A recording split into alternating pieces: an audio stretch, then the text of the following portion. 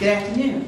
Today is April 6, 2021. My name is Judy Jenkins, a volunteer with the Hanford branch of the Kings County Library Veterans History Project. Would you please state your full name? Felipe Quesda Jr. And we thank you for coming in this afternoon. All right, Mr. Quesada, I'm going to start here with the basic questions here to get some background from you. Where are you from? Actually, I am from Carlsbad, New Mexico. Ah, okay. My parents split, and we moved with my mother's father. Okay. Are your He parents was still here alive? in Hanford. Sorry? Are your parents still alive? No. Actually, my mom passed this month, actually. She had cancer in her fallopian tubes. Oh. And it was not diagnosed until too late. They did some exploratory surgery and just said, nope, you're too late. My father lived a lot more longer. He's about 5 years ago. Mm-hmm. He passed away in Carlsbad, actually. What do you do for a living? He did a lot of things. He used to be a miner, and he was pretty much a handyman. Almost anything with his hands he could do. Okay. And what did your mother do before she got sick? She worked out at Conadina at the tomato plant. Okay. She had actually like 6 months away from retiring when she got sick. So she never got to enjoy any. Oh, sorry. Do you have any siblings? What are their ages, if you do? I have several. With my mom, I have a sister. She's 2 years younger, so 59. And then a brother is 58. A sister, she's going to be 56.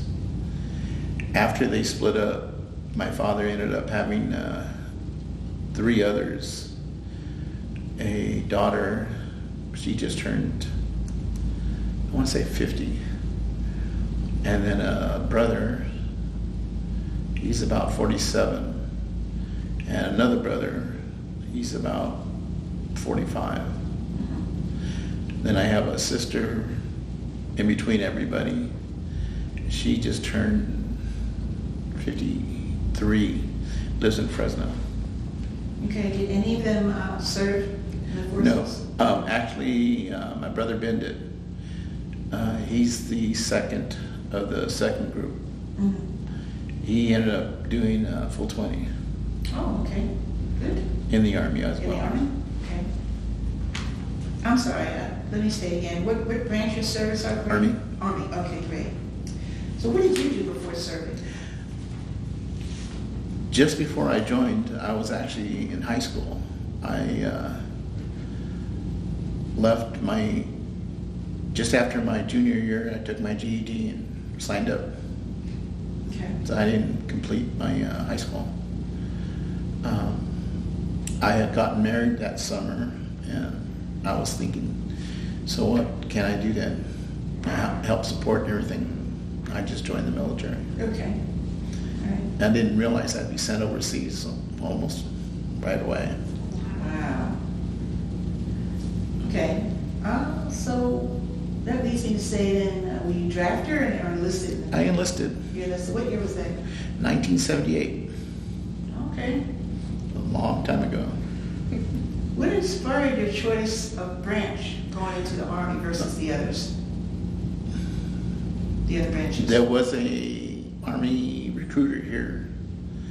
I don't recall a Navy presence or Marines. Okay. But the Army one was here, and he's the one that suggested I get my GED and sign up. Okay. How was the boot camp experience with the Army? For me, boot camp was a shock. Really? I had never experienced anything like it. A shock good or a shock bad or just a shock? To me, well, for me anyway, it was a good shock. It got me to pause and think, I've really got myself into something. Mm-hmm. And I did the best that I could do. There was several individuals, and they tried to get them all to one ideal, and they did the best they could. The drill instructors weren't really too firm or anything. Mm-hmm. They liked to yell a lot, but it was more bark. The physical part was kind of fun because I hadn't really done anything like it before. And a lot of the drill instructors used any excuse to get you to do extra stuff. I see. If you didn't shave or something, they would tell you to go do some extra work. Oh, okay. So that was fun. But the first, it was separated on basic and then AIT. And the basic was just to get us into shape, and then AIT was more, we started learning, because I joined as infantryman. Mm-hmm. And the learning with rifles and the different skills you might use. Mm-hmm. That was, to me, it was like going camping. Well, okay. Only you got to play with really nice toys. Yeah, there you go. Okay. What did you do on leave? I had one leave in Germany where I was stationed at first. At the time, there was a train pass. It was good for 30 days, so you can get on and off anywhere you wanted. Mm-hmm. So I saw a lot of Western Europe. Mm-hmm. And I managed to get across the channel and see England. Mm-hmm. Saw the sights, Buckingham and stuff like that. Nice. The main part I wanted, because I like to read, and I'm a history buff, Yes. was the Normandy beachheads. Mm-hmm. And I got to visit those. Good. They have tours and everything, but I did it pretty much on my own, Okay. where I would just walk around, Mm-hmm. see the sights. That's better. Mm-hmm. After I came back from overseas, and I was stationed at Fort Knox, most weekends I'd be around some Civil War place.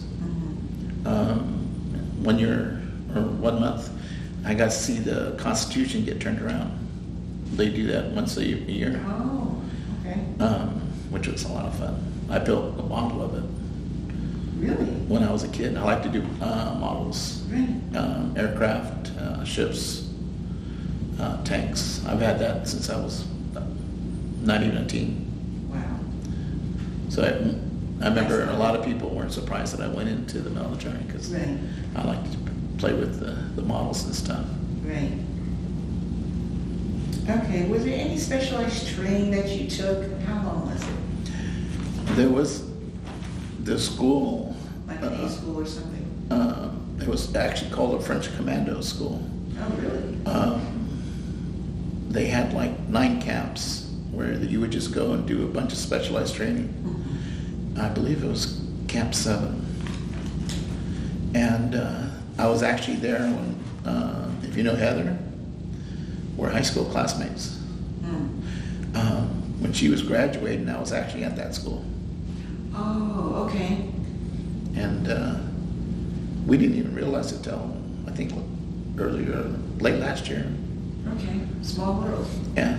She had a picture of me in a yearbook from her junior year that I had never seen. Really? Yes. Aw. And I didn't even recognize who the person that I was with, because it was my ex-wife. The reason why I went into the military. I hadn't seen her since December of '78. And I was, who's this? Wow. But I for 40 years, I never even knew that picture existed.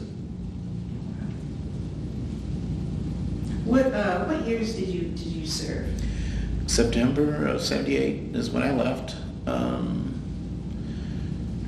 I got a little bit of leave, like 2 weeks after AIT, and Georgia's Fort Campbell is where I'm at. Mm-hmm. And then I went to Germany, ended up in Berlin, which was a fun town. At the Did you time, take a lot of pictures when you... to my regret, I wasn't really a picture taker. Okay. I have some snapshots, but it's at different times, and usually I'm holding a rifle or something next to a vehicle. I didn't really think about it at the time, Right, and sure. that is one of the regrets I have. When I got there, they had a school of standards. Berlin was still split in 4 different units at the time from World War II. There was the Russian section, the British, French, and American. And the American had two bases, well, 2 like little places where the soldiers were billeted. There was McNair, and I want to say Andrews. I was at McNair. Okay. I think Andrews is where the hospital was. Were they small bases? I don't want to say bases. They were more like blocks. Yeah, they weren't really bases. We just took up like a couple blocks of the city. Oh, I see. In both Okay. places. Okay. Okay. But it was still a part that was East Germany at the time. Right. Part of the school was you can get up on this little like bench, and you could see over into East Germany, which was really something. Wow. I remember thinking how bleak it looked. You could see tank tops or signs that said, "Don't pass, you'll be shot." There's mines in this area. And it went back for like half a mile. There was like a zone. And I remember just thinking, wow, that looks, I don't want to be there in a dark night. No, for sure. Did you deploy before or during the start of any combat operations? No. Okay. Although while I was over in Germany, the Iran embassy was taken over, if you recall that.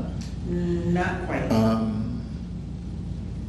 And I think that was in 1980 or 79. The Iranians took over the embassy and took a bunch of all the staff as prisoners. A rescue operation was mounted by special forces, and there was a big helicopter crash that canceled it. That's about the only thing I really remember. But I wasn't a part of it. Right. Okay. What were some of the stresses that associated with your particular work assignments while you were in the military? There was a big drug problem that I got out of there without ever messing with anything. Was a huge miracle. The drug use was widespread. It was just too easily obtained over there. There was something, I think it was called hemp. Okay, I heard that. And I recall once getting into my room, and somebody had left a Coke can that they had made into a pipe. And somebody tried to get me in trouble for it, but everybody knew I didn't do anything. They just, no, that's not him. So I didn't get in trouble. Try to set you up, in other words. Yeah, just so unfortunate. But the drug use was bad. So was alcohol. We had the alcohol and cigarettes were rationed at the time. You could only get so much. And there was a big black market for those. Sure. I remember having the little carts. I would just get rid of mine as soon as I got them. Because I didn't even want to be tempted.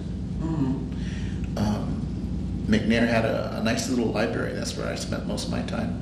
Okay. There was a pretty good sized bar too, where you can meet, greet people, but most often than not, I'd be in my little area reading a book. Mm-hmm. That's the way I've always been. Quietness. Never trouble that way. Yeah, I didn't think of it at the time, but I did stay out of trouble because of that.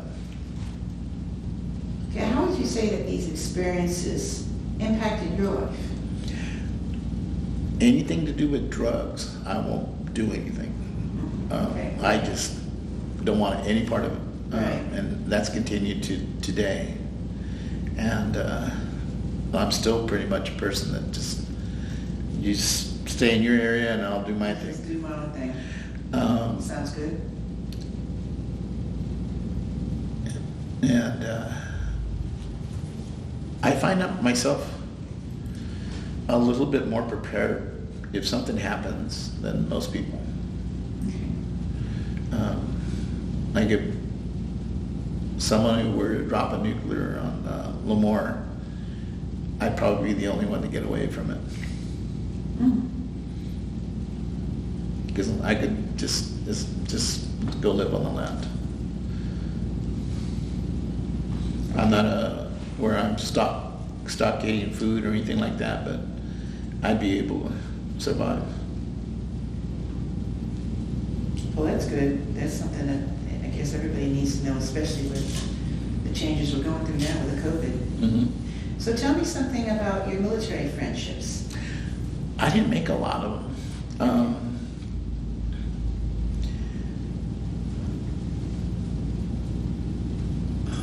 I didn't really like in your team, as you were part of a squad or a team.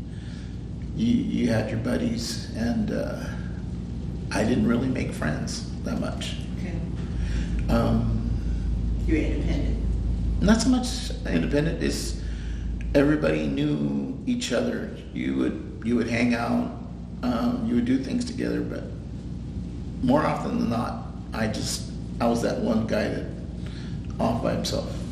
Okay.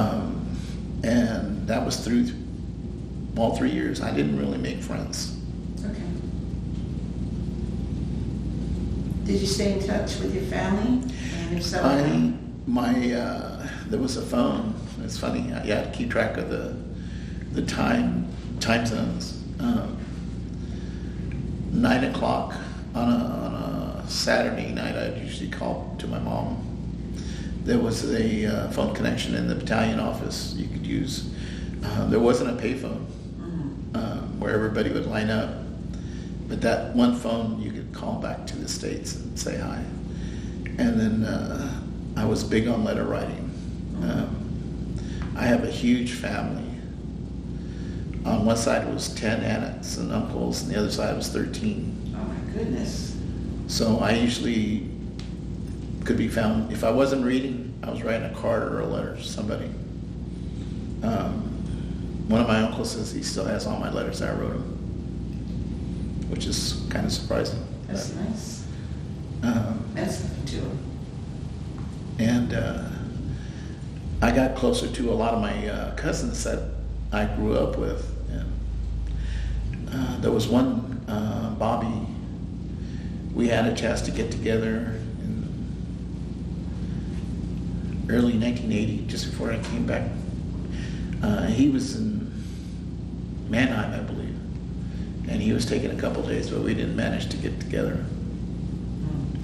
That might have been fun, the two of us just out on the town. Do you have any specific memories about your service in the Army that stand out now after you donate time? Mostly it was a lot of the weapons training. I just like playing with the weapons. In Berlin, we had an operations area called MOBA for military operations in built-up areas. It was just like a little city in the middle of nowhere that you could shoot off rounds, although we didn't use any real ones, but blanks and grenades with reduced charges. They were more like a smoke Oh, okay. And you could just play war games. It's a lot of fun. Okay. At Fort Knox, towards the end of my enlistment, our company was responsible for a skills qualification test, and all the NCOs got taken out for the where they could do the tests, and a lot of the E4s were really running the place, like me. One morning they said, "It's your turn, go take them out for PT," and I'm like, "Okay." So I had the entire company was mine for like 20 minutes. Wow. That was kind of fun. Okay. And then we also had some ROCT cadets that I started helping training just before I got out. Just showing them basics, being out in the woods, how to handle some weapons, showing them how to drive a track, what we called a track. It was an M113, so personnel carrier. The unit I was in Berlin was one of the last to become mechanized, which was really strange because it was... Is that like a tank? This thing? Not so much a tank. It's armored. It looks like a big box on tracks Okay. with a machine gun on top. Okay. And we were showing them how to drive them around, stuff like that. That was a lot of fun. Okay. Were you awarded any medals or citations? For being in Germany, I got a occupation badge. And it was just because you were in, Berlin was still occupied. Okay. And then just before I got out, I got a good conduct badge, which was amazing because it just means I resisted everything. I didn't get caught. There's so many temptations. Yes. Drugs being the one, alcohol another. At Fort Knox, there was a lot of women that would come on base trying to meet up with somebody, and I just didn't do anything. There was just so many temptations, and for me, that good conduct was like, you win. Yeah. It was like a prize because Temptation was so high in all those areas. there was so much stuff that you can get into. Germany was the drugs and alcohol, not so much in Fort Knox, but there was other vices you can get into. And I managed to just stay away. Would you like to speak about any wounded or fallen comrades? The only one that I have a memory of, we were in this big abandoned factory where, if you've ever seen beer being made, they're in huge vats, and they were made of wood. They'd been taken out, so there was huge spots in the floor that were empty. And we were going through there, and somebody lit off some smoke. And I remember I heard a noise. We had our masks on. Visibility was zip. And I heard a noise. Somebody had fallen 3 stories. But we didn't realize it at first. And I remember thinking, something's wrong. So I stopped where I was, and I got down low where the visibility was a little bit better, and I started backing up because I knew that's when it was safe. And I got the guys that were behind me, I got them back to the staircase that we had come up, and he had broken just about every bone in his body. Oh my God. And there was an officer who actually got in trouble for it. I don't remember what happened to him, but he was in trouble. The building itself was just unsafe with those big holes, and with the smoke and everything, we're lucky it was just one. Yeah. And he survived, but I don't remember what happened to him. But that was a really sobering moment when we realized, look at these holes. Yes. And we were just fortunate that only one person got hurt and not killed. Do you recall the day your service ended? What year it was? It was 81, but a funny story.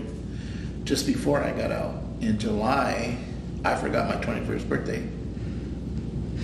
Really? Yes. There was a phone booth not far away from my barracks, and I called home to say hi to my mom, and my little sister said happy birthday. Wow. I didn't even realize it, because one day was pretty much like all the others. Right, right. And I took my ID. Wow, when is my birthday? But that's just the way it went. Another funny moment, as I was leaving my final checkout, I was going into a building, and an officer came out. And since I was checking out, I was in civilian clothes, and I said, "Good morning, sir." It turned out it was a gal. She got really upset with me. Oh my gosh. She just had that kind of build. Right, yeah. And it was early morning, we're like in a stairway, and it wasn't lit.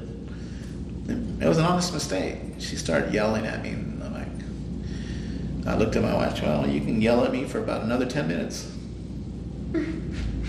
And she's like, "What are you talking about?" I said, "Well, in 10 minutes, I'm going in there, and I forget his name or his rank, but he was a lieutenant colonel. He's going to sign me out, and I'm gone. I'm leaving. Bye." And she followed me. Oh no. She wasn't done yelling. She took it personal.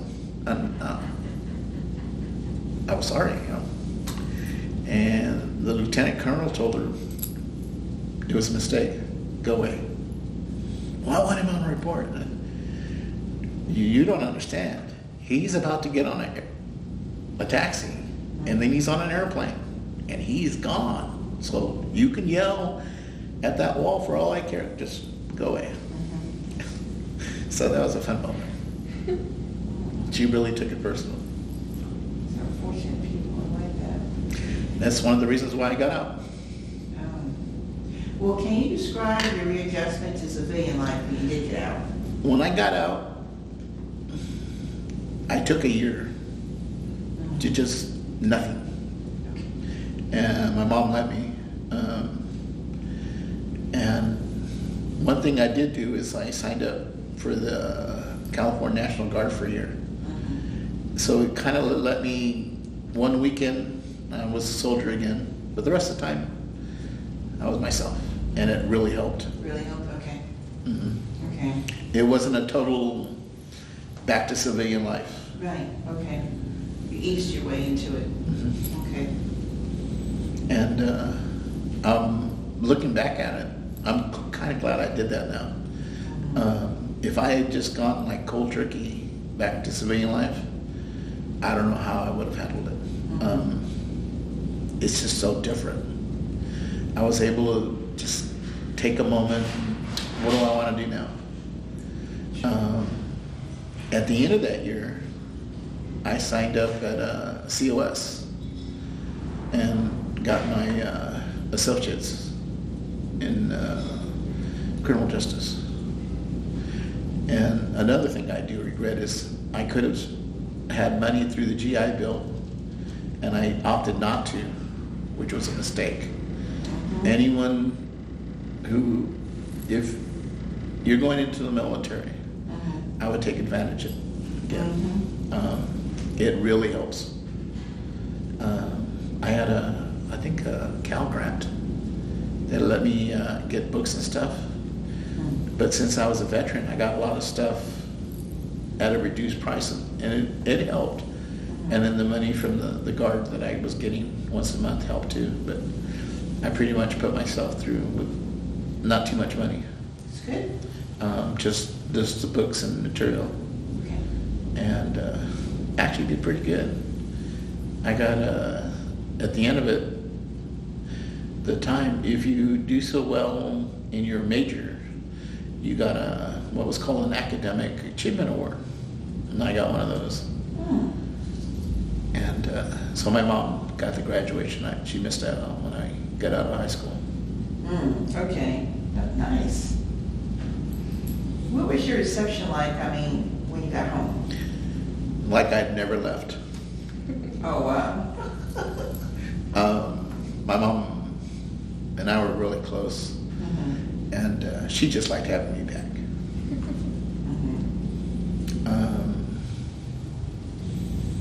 The others, my siblings, were not too happy because it seemed like I was getting all the attention, but that's Sure. siblings. And I could pretty much do what I wanted, but I wasn't misbehaving or anything. Right. So my mom just, yeah, whatever, just chill. But my siblings were a little jealous. I understand. Have you stayed in contact with your fellow veterans? Not really. I was never one to really make friendships, so I didn't make any really long-lasting ones. Okay, right, I remember you saying that. And I recall at Fort Knox, I got there and there was a few others that had come from Berlin, and we would share experiences and stuff, but we really didn't make friendships. It may be different now, but back then it wasn't. And the one thing that I didn't care for is they didn't tell me, okay, when you get out, you can go to your local VA or the Lemoore and you can get certain stuff. I didn't find that out till way later. Hmm. Although with the guard, I could go to a little more, like one weekend or something. I could use the PX. Okay. But when I was out of active service, I would have liked to have known more. Mm-hmm. Like you can go to the VA and they'll give you a pair of glasses every year. Mm-hmm.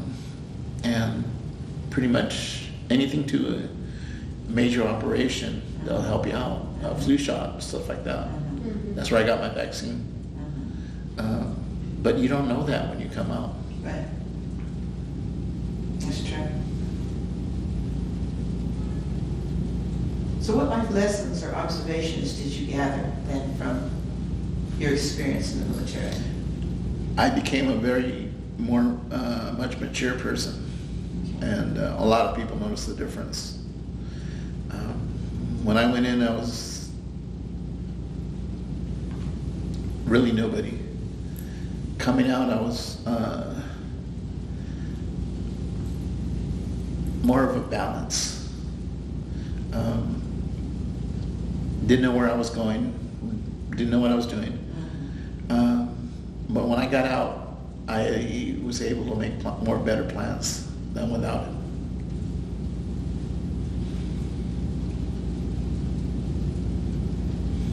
And even to this day,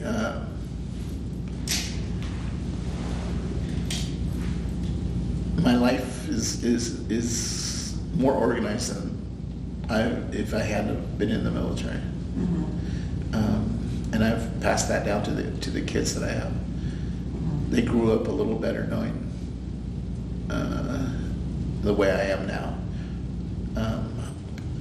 If without the military, I would probably not even be here. Sorry, how many kids did you claim that you had? I have 4. You have 4, okay. I don't know if I asked you that earlier. 33 to 23. Okay.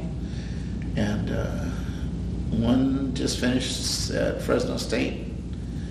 I want to say an ag science 4-year degree.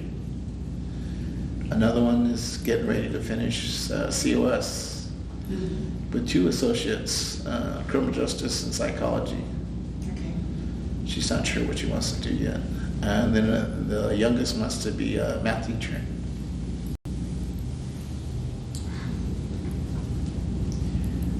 Well, future generations are going to, okay, future generations are going to see this interview. Anything you want to leave them in particular?